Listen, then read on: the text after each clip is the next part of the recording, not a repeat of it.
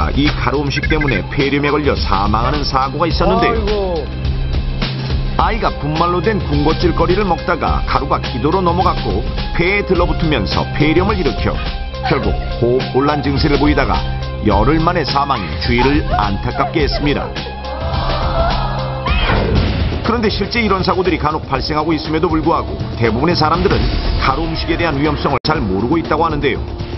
확인을 위해 제작진은 실제로 온 가족이 가루 음식을 많이 챙겨 먹는다는 한 가정집을 찾아가 봤습니다. 네, 안녕하세요. 안녕하세요. 60대의 주부는 매일 아침 변비 예방을 위해 유산균 가루를 먹는다고 합니다. 거실 한켠 수납장에는 각종 건강식품들이 가득한데요. 특히 가루로 된 식품들이 많아 보입니다. 이거는 누에가루예요. 이거는 다이어트. 그렇다면 가루 음식에 대한 위험성을 알고 있을까요? 먹을 때 주의하는 점 있나요? 그냥 가루인데요. 뭐 위험하다고 생각한 적 한 번도 없는데요. 평상시 내가 이 가루 종류를 많이 먹는데요. 옛날에 뭐 검은 콩가루 같은 거 있지 않습니까? 그런 것을 좀 먹어봤는데 먹을 때 살이 들린 적이 있어요. 그런데 물 마시고 그러니까 뭐 특별히 그렇게 뭐 고통산 일은 없었습니다. 물론 건강한 성인의 경우 가루 음식이 잘못 넘어가도 대부분 반사적으로 뱉어내기 때문에 무조건 위험한 것은 아닌데요. 하지만 건강한 성인이라 할지라도 반드시 주의해야 할 점이 있었으니 첫째, 심하게 울거나 웃는 등 호흡이 불규칙한 상황에서 가루 음식을 먹는 것. 위험하죠. 둘째, 누워서 가루 음식을 먹는 것. 셋째, 가루 음식을 먹을 때 깜짝 놀라게 하는 것. 위의 세 가지 행동은 건강한 성인들도 충분히 가루 음식이 기도로 넘어갈 수 있는 위험한 행동이니 후두개의 기능이 떨어지는 어린아이와 노인은 물론 건강한 성인들까지 가루 음식을 먹을 때는 각별히 주의를 해야 합니다. 그렇다면 가루 음식이 폐로 들어갔다는 것을 어떤 증상을 통해 알 수 있을까요?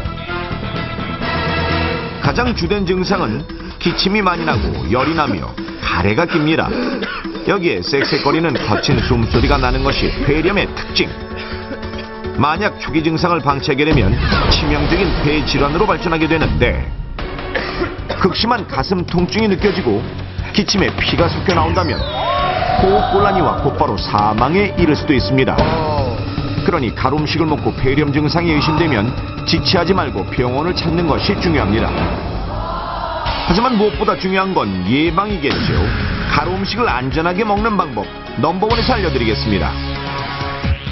먼저 후두개의 기능이 떨어지는 3세 이하의 아이나 65세 이상의 노인들은 절대 한 번에 많은 양의 가루 음식을 먹지 않도록 주의해야 합니다. 특히 어린아이들이 있는 집에서는 풍요와 같은 가루식품이 아이들 손에 닿지 않도록 각별히 주의해야 합니다. 만약 가루식품을 먹어야 하는 상황이라면 한 번 삼킬 때 작은 티스푼 하나 이상 넘지 않도록 해야 하고 되도록 물에 타서 액체 형태로 먹는 것이 안전합니다. 또 아무리 건강한 성인이라 할지라도 누운 자세로 가루 음식을 먹는 것은 매우 위험합니다. 심하게 웃거나 우는 등 호흡이 불규칙한 상태에서 가루 음식을 먹는 것도 금물. 또한 가루 음식을 먹는 사람을 함부로 놀라게 하는 행동도 매우 위험하니 삼가야 합니다.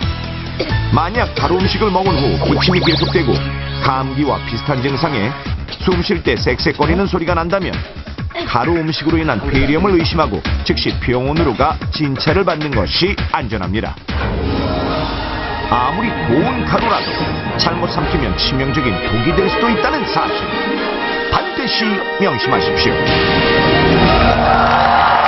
가루 음식 먹을 때 굉장히 조심해야 되겠습니다. 근데 잘못 먹으면 몸에 큰 병이 생길 수도 있다는 사실 알아두시기 바라겠습니다.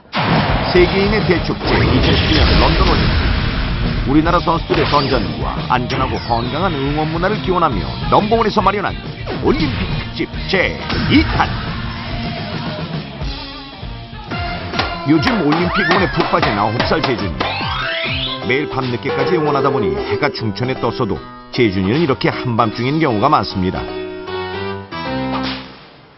또 떨어졌어? 자, 일어나자, 아들. 얼른 양치해야지. 얼른.